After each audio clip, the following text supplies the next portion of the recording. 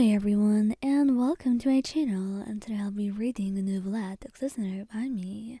So let's get into it. Today was a difficult day for him.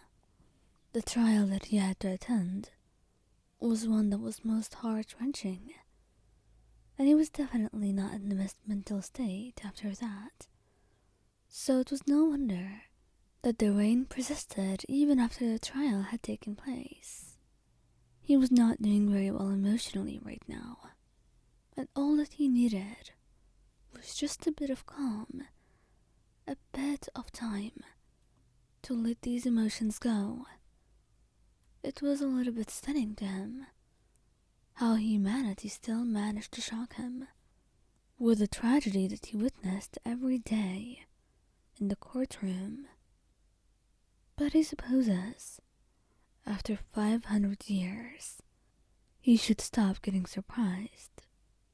It does not stop regardless. Or maybe it's his empathy that makes it so hard. But as he walks through the rain and tries to feel those emotions and to get through the day, he sees you there, staring up at the clouds and looking, and staying there as the rain soaked your whole being.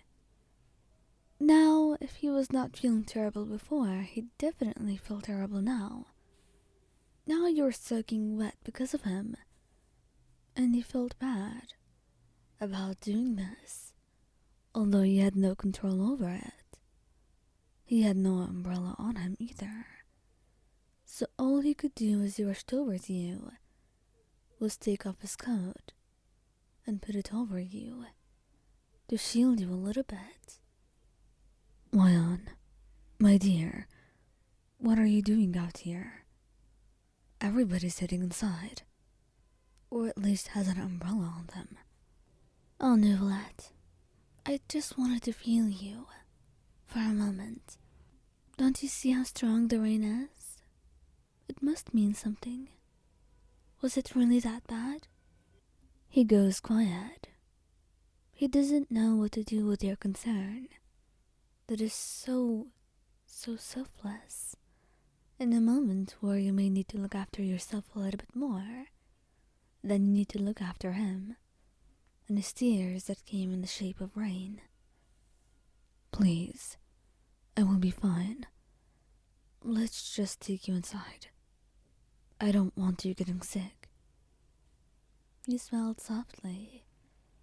You couldn't help but see how caring he was, how empathetic he was as well. The kindness and gentleness that came to him so naturally and so easily. And yet, some people had the gall to call him heartless. Honestly, it was absolutely ridiculous to you. But then he took your hand, as he shielded you with his coat, and took you inside a restaurant.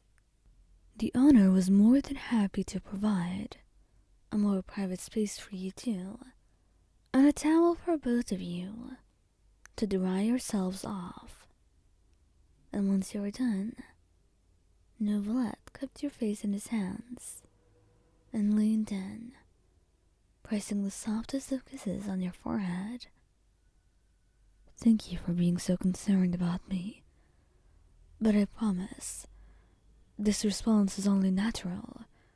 It has been the same way for longer than you've been alive.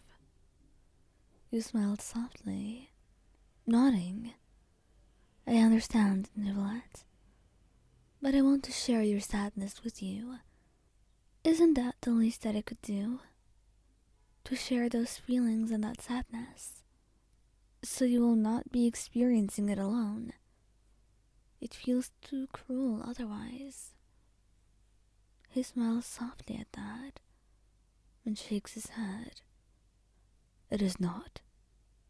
Please believe me when I say, I would rather be alone in my own suffering than to add to yours. But you're not adding suffering or anything. I want to feel your own feelings, to share them, to know your grief, and to know your happiness. It's what comes when you have a partner. Your feelings are shared, and your hearts are one. You say calmly, and he pauses in his own thoughts and movements, staring at you in complete bewilderment. So, you think this is better? Truly? I am certain, Neuvillette. Beside, sharing your sadness doesn't mean that I will be miserable or anything. It just means that I will know how you feel, and I'll be able to help you feel better quicker. And in return, you could always share mine if you want. I mean, you always do. You're empathetic like that. I know that you care. When your heart is way too big, you smile softly, wrapping your arms around him, and he blushes. If you're sure, although I would be doubtful, I don't suppose I am the best example for someone with a big heart. You are to me. I'm quite convinced. That's all I really need. Anyway, how are you feeling now? Is it over? You say, as you look outside. The rain has gotten significantly less, and Neuvillette nods, holding your hand and squeezing it. I'm feeling a lot better now. I'm not sure when it will be over, because the sadness and sorrow still lingers, but my chest feels lighter than it did. All thanks to you, my dear, he says, taking your hand and kissing the top of it, making you smile and laugh softly. Even when you're crying, you're such a gentleman. Oh well, what can I say? As expected of the Eudex. Since we're in a restaurant, how about we get a warm meal or something? I'm feeling a little bit cold. He nods, smiling at your suggestion. Of course, darling. I would never dream of keeping you cold. But you can also cuddle closer in my arms, if you would like that. I need you just that.